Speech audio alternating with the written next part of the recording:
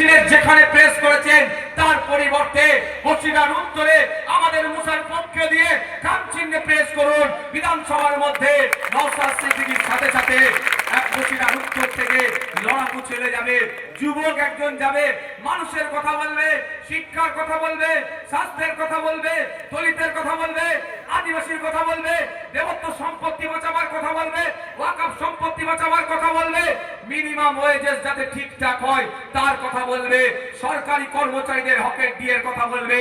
এক কথায় সত্যিকারের অর্থে সমাজ ব্যবস্থা কিভাবে পরিবর্তন করতে হয় তার কথা আইনসভার মধ্যে তুলে ধরবে এবং নওশাদ সিদ্দিকীর সাথে আওয়াজে আওয়াজ মিলাবে।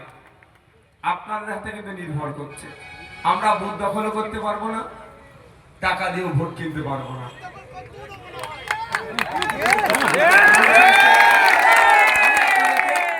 প্রস্তাব রাখছি, আমি আপনাদের কাছে প্রস্তাব